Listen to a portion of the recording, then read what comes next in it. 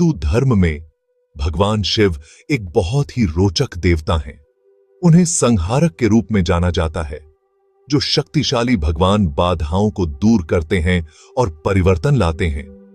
लेकिन हिंदू धर्म के ज्यादातर देवताओं के विपरीत शिव का जन्म सामान्य तरीके से नहीं हुआ था। उन्हें अनादि माना जाता है, जिसका अर्थ है कि उनका न आदि है न अंत। वो सनातन है, हमेशा के लिए विद्यमान है।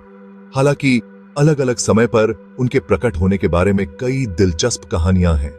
ये कहानियां हमें उनकी शक्तियों और ब्रह्मांड में उनके महत्व को समझने में मदद करती हैं। वो हमें बताती हैं कि वो कैसे उस दुनिया का हिस्सा बने जिसे हम जानते हैं और लाखों लोग उनका इतना सम्मान क्यों करते हैं। आइए इनमें से कुछ कहानियों का पता लगाएं और शिव के उद्भव के रहस्य को समझें। शिव के प्रकट होने के बारे में एक प्रसिद्ध कहानी विष्णु पुराण से आती है। कहानी यह है कि एक बार भगवान ब्रह्मा और भगवान विष्णु, जो हिंदू धर्म के दो अन्य महत्वपूर्ण देवता हैं, इस बात पर बहस कर रहे थे कि कौन अधिक शक्तिशाली है। ब्रह्मा, जो सृष्टिकर्ता हैं, ने दावा किया कि वो श्रेष्ठ हैं क्योंकि उन्होंने ब्रह्मांड का निर्माण किया है। विष्णु, जो पालनहार हैं, ने तर्क दिया कि ब्रह्मांड को बनाए रखने में उनकी भूमिका ने उन्हें महान बनाया है। उनका तर्क आगे बढ़ता गया, जिससे ब्रह्मांड की नींव हिल गई। अचानक उनके बीच प्रकाश का एक धड़कता हुआ स्तंभ निकला। ज्योतिर्लिंग के रूप में जाना जाने वाला यह स्तंभ, जिसका नीकम आदि था न अंत, ईश्वर की अनंत प्रकृति का प्रतीक था। विष्णु पुराण आगे कहता है कि कैसे ब्रह्मा और विष्णु अचानक ज्योतिर्लिंग के प्रकट होने से दंग रह गए। उन्होंने इसकी उत्पत्ति का पता लगाने का फैसला किया। विष्णु एक सूअर का रूप धारण करके नीचे की ओर गए, जबकि ब्रह्मा ने हंस का रूप धारण करके ऊपर की ओर उड़ान भरी। दोनों ने युगों तक खोज की, लेकिन प्रकाश के स्तंभ का आदि या अंत नहीं मिला। थके हुए वे उस स्थान पर लौट आए जहां स्तंभ खड़ा था।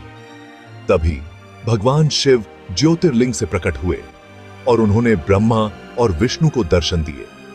यह कहानी सृष्टिकर्ता और पालनहार से भी शिव की श्रेष्ठता पर प्रकाश डालती है और उनकी परम शक्ति पर जोर देती है।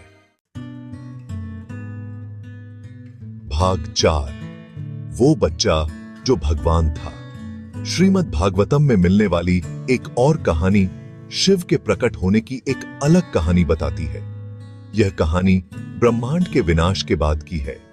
शून्यता से ब्रह्मा पवित्र ग्रंथ वेदों को धारण किए हुए प्रकट हुए। हालांकि उन्होंने अकेलापन महसूस किया और सृजन की इच्छा की। जैसे ही ब्रह्मा ने ध्यान करना शुरू किया, उनकी गोद में एक बच्चा प्रकट हुआ। यह बच्चा कोई और नहीं बल्कि भगवान शिव थे। इस रूप में शिव उस शुद्ध, निर्दोष चेतना का प्रतिनिधित्व करते हैं जो सृजन से पहले मौजूद थी। ब्रह्मा ने शिव को 8 नाम दिए, जिनमें से प्रत्येक ब्रह्मांड के एक पहलू का प्रतिनिधित्व करता है। शर्व, भव, रुद्र, उग्र, भीम, पशुपति, ईशान और महादेव। भाग 5, प्रलय और त्रिमूर्ति। प्रलय की कहानी एक और महत्वपूर्ण कथा है जो ब्रह्मा, विष्णु और शिव की भूमिकाओं की व्याख्या करती है। यह हमें बताती है कि हर ब्रह्मांडीय चक्र के अंत में ब्रह्मांड जल में डूब जाता है। यह सभी रचनाओं के विघटन का प्रतीक है। इस दौरान भगवान विष्णु ब्रह्मांडीय सागर पर सोते हैं और अगले सृजन के बीजों का संरक्षण करते हैं। विष्णु की नाभि से एक कमल निकलता है और उससे ब्रह्मा का जन्म होता है। ब्रह्मा फिर ब्रह्मांड को फिर से बनाने का काम शुरू करते हैं, लेकिन उन्हें संहारक शिव की मदद की जरूरत होती है।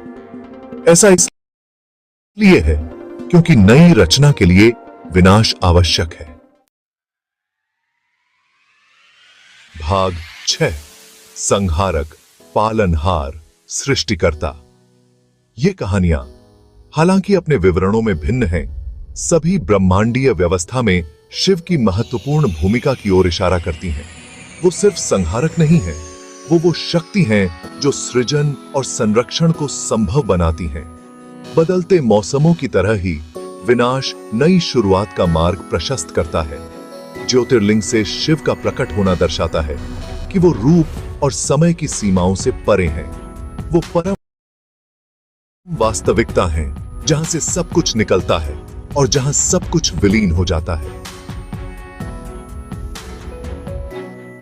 भाग 7, शिव का महत्व। शिव के प्रकट होने की कहानियों को शाब्दिक रूप से नहीं लेना चाहिए। वो शक्तिशाली रूपक हैं जो जटिल दार्शनिक विचारों की व्याख्या करते हैं। वो हमें समय की चक्रीय प्रकृति, सृजन और विनाश के बीच संबंध और हमारी समझ से परे एक वास्तविकता के अस्तित्व के बारे में बताते हैं। इन कहानियों को समझने से हमें हिंदू पौराणिक कथाओं में निहित गहन ज्ञान की सराहना करने में मदद मिलती है।